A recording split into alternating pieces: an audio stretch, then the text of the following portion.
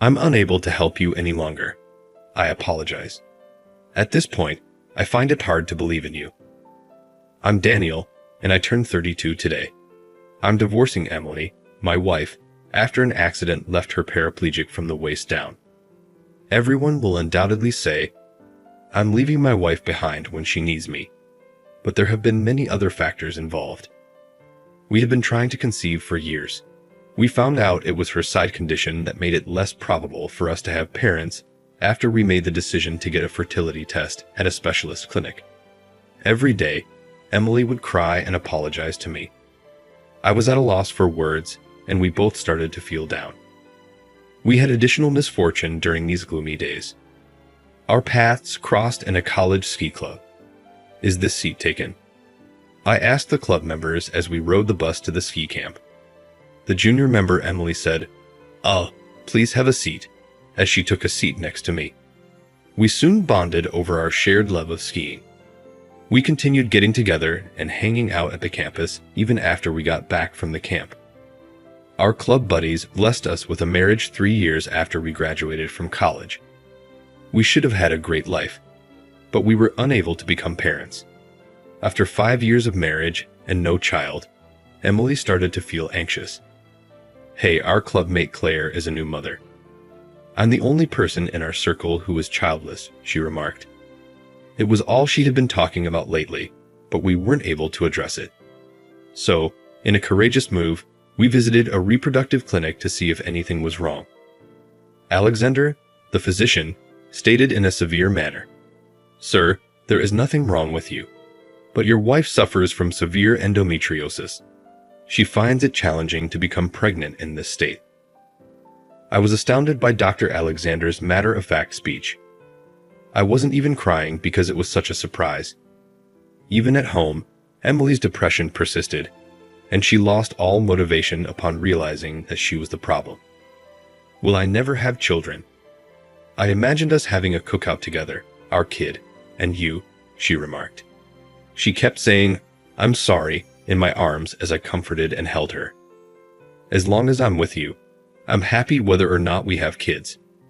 Together, let's take our time and plan our future, I remarked. I did the best I could to communicate my feelings, even though I wasn't sure if she was convinced. Emily seemed disturbed, even though she nodded. Time went by, and December arrived. Everyone was excited about the Christmas season since the city was twinkling with lights. But it was just another dreary day for us. I felt claustrophobic going home to a melancholy Emily, even after I'd finished a busy year at work. While I also desired children, I was happy enough to create a nice home for Emily and myself if that wasn't meant to be.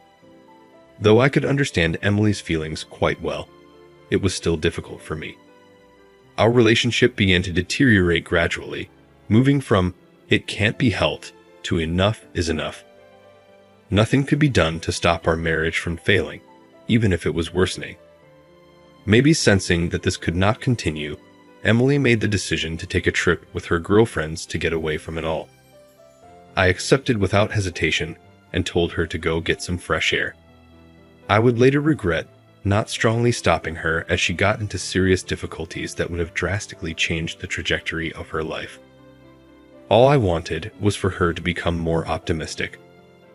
I had no way of knowing at the time that Emily would become embroiled in something so big that it would impact her for years to come. Colorado was her destination. She stated she was going to have fun skiing in hot springs with friends as she packed her ski equipment. She was excited to see Aspen on the way back, a location that was special to us as it was the site of our wedding. After saying goodbye to Emily, I was relieved and concentrated on my work at the workplace. I got a call at that point from an unknown number. "Hello, is this Daniel's phone?" the caller stated. "I'm sorry for the unexpected call. The Colorado State Police is this. About Emily, your wife, I'm calling. She was a part in an incident. The snow caused her car to skid. I'll provide you with the hospital's information." The officer gave an explanation.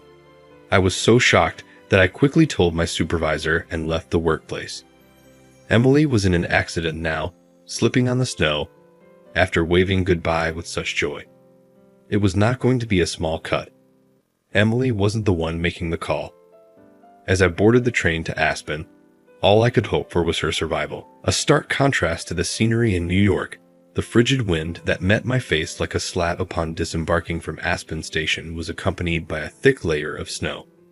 The cold made me bundle up, and I hurried to the hospital, catching a cab that was waiting at the roundabout near the station. Upon my panicked arrival at the hospital, a number of nurses and police officers welcomed me. As I followed a nurse, she remarked, "Daniel, your wife is currently in the ICU," directing me to Emily. I saw Emily through the ICU glass, her body attached to multiple tubes, and I knew then how serious things were. My nervousness grew. My hopes that this was a lie were dashed by the reality that was in front of me. Too distraught to remove the tears from my face, they spilled down. The nurses completed their explanations, and then 2 police officers began their briefing. "Daniel, can we explain the details of the accident?" Their hesitation unsettled me. "A guy passenger was with your spouse. Did you know about that?" I could hardly believe what I was hearing, and I was in shock. "A male? Emily?" "No, I mistook her for one of her girlfriends." "Does that not make sense?" I was only able to ask for that. I knew she had planned a trip with her pals, because I had seen her with another man. However, she was just in an accident with a romantic partner. When the cops saw that I was silent, they appeared to run. It's acceptable if you weren't aware. Fortunately, the male traveler was released with very minor injuries. "All we can do at this point is wait for your wife's condition to get better," they remarked before departing. I became lost and sat with my head in my hands on a bench. What was happening? How was Emily spending her time? She lied to me, but why? I must have sat there for a long time in a fog.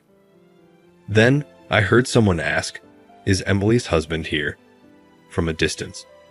She is now conscious again. I realized I had to return to reality when I heard the nurse's excited voice announcing the wonderful news. Emily was in pain and attempting to tell me something as I hurried to her side. "I really apologize, Daniel," she said, hardly cognizant. "Don't worry, it's all right." I urgently implored Emily to stay strong, forgetting what the policeman had instructed me. Dr. Shelton called me later to give me an explanation. Can my wife, recover fully?" I questioned nervously. Dr. Shelton provided a somber justification. "Regretfully, your spouse has suffered a serious injury to her spine. She will most likely be unable to live her life as she did because she will be paralyzed from the waist down. She'll probably require a wheelchair because of her existing situation." Even though I was ready, there was still a serious risk to my life. In fact, her survival was practically a miracle. It sent me into the dark and left me feeling completely crushed. I've been helping Emily through her recuperation by going to the hospital every weekend since then. I finally plucked up the guts to ask her the question that had been bothering me when she was able to eat by herself. "Emily, I have a question for you. On the day of the incident, who were you with?" Emily hesitated, obviously distressed. "I apologize. I am unable to inform you. I shouldn't have been with that person. I made a very dumb mistake." When Emily finally said something that sounded like an admission of her affair, it was that one sentence that ultimately led me to decide to file for divorce. If she had been innocent, I would have stood by her side, no matter what obstacles she faced physically. I just could not see myself spending the rest of my life with her if she had betrayed me. At last, I mentioned divorce. She was surprised, but gave up in the end.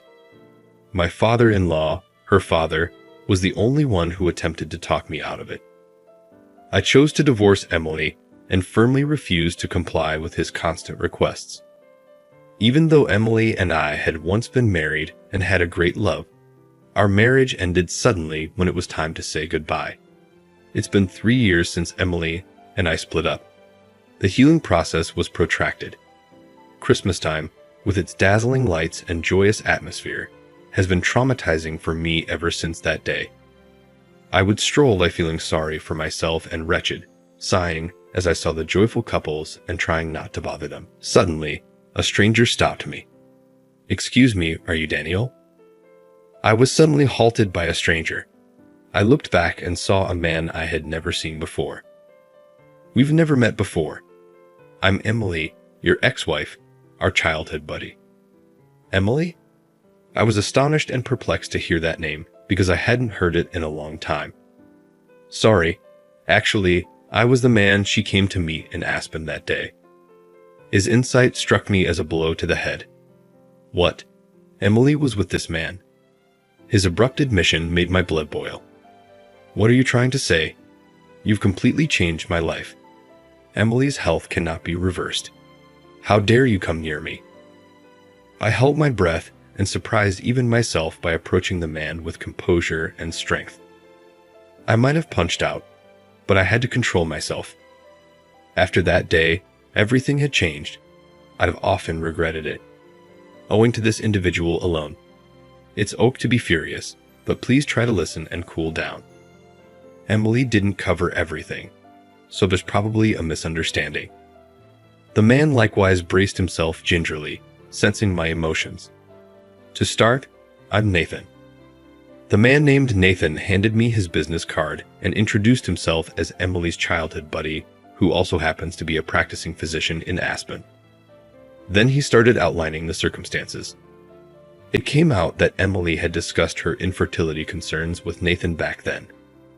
Emily had requested Nathan to recommend her to a reproductive specialist in Aspen, and he duly sent her a letter of recommendation. Because I had been reluctant to pursue reproductive treatment, Emily assumed that I would be against the procedure. Nathan clarified that she had made up the trip in order to see the doctor he had recommended. "I happened to see you when I was in this city for a conference today. Because I had seen your wedding photo with Emily, I knew who you were right away. Emily has always promised to keep it a secret, but I'm glad I chose to tell you. If I hadn't talked to you today, I would have regretted it forever." Nathan begged me to meet Emily again and again. "You should hear the circumstances from her and resolve this misunderstanding," he said. I was taken aback by the abrupt disclosure, but after hearing Nathan's tale, I nodded profoundly and agreed to spend the weekend at Emily's family's house. I finally made it to Emily's family's house by train. I stood at the front door for a long moment, not sure what to do. However, I was really hoping Emily would give me the explanation directly. Pulling myself together, I pressed the doorbell. The door opened after some time, the slow chime sounding unaffected by my emotions. "Who is it?" I heard a voice, but I didn't see anyone for a moment until I lowered my head and noticed Emily in a wheelchair. "Daniel, a long time has passed. I apologize for the unexpected visit." It gave me relief to see Emily in good health. Emily was completely taken aback by my visit and became motionless. She brought me to the living room when she got comfortable pushing her wheelchair. "Your childhood friend Nathan and I met by coincidence, and he told me everything." "Are you saying that you had infertility treatment at Aspen on that particular day?" I inquired. Emily nodded, biting her lip. "Why didn't you consult me beforehand?" Emily started crying as I attempted to make sense of what was happening. "Even though you said it was acceptable for the two of us to live together, I still wanted to have our child. I couldn't give up on that, but I also couldn't ask you to look after me after my careless acts caused my condition. I am unable to have children, and I now need care for the rest of my life. I felt it would be best for us to split up since I knew you would be content that way." Like someone had flicked a switch, she started talking. Her sobbing seemed to be an attempt to let go of all the emotions she had been suppressing. It wasn't malicious on her part to keep it a secret. Had it not been for the accident, she would have simply gone to see the doctor that her childhood friend had recommended. She most likely felt incapable of bringing it up. She accepted the infidelity theory rather than refuting it. That was her way of expressing her love in light of her current disability. As I looked up and saw Emily's father standing behind her, I was at a loss for words. "Daniel, I truly apologize for what we made you go through. I was aware of it as well, But seeing my daughter struggle with her impairment and face an isolated future was intolerable for me as a father. "We sincerely apologize," he stated. I stood up straight in front of them. "I take responsibility too. I was being disrespectful when I suggested that Emily could live without children when she was in pain. We ought to have looked into additional options that we could both agree upon," I said, extending my hand. Emily's hands were resting on my lap. I knelt in front of Emily in her wheelchair and held her hands, apologizing from the bottom of my heart. "I'm so sorry for leaving you alone." I resembled a knight pleading with his princess for pardon. "I see what you were saying now. As your wife, I should have considered methods to make you happy despite having a body that is incapable of bearing children. I ought to have been sincere in my appreciation for your support and transformation." Emily confided in me about her true feelings as well. We could both finally share our thoughts and regrets at this point. Thus, we were able to fix the misunderstanding that had existed for years. We were married again a few years later. We were still in love with each other and regretted the divorce. I want to try again, even if it's not simple. I declared my love for Emily and made a proposal. Emily was content, yet her need for care perplexed her until the very end. I addressed all of her worries one at a time while we talked about remedies. We made our house more accessible with renovations, and we have a caregiver in place while I'm not home. We wanted to live together even if we are unable to have children. With that common goal, we moved forward at last. I'm resolved to provide Emily with strong support instead of ignoring her emotions once more.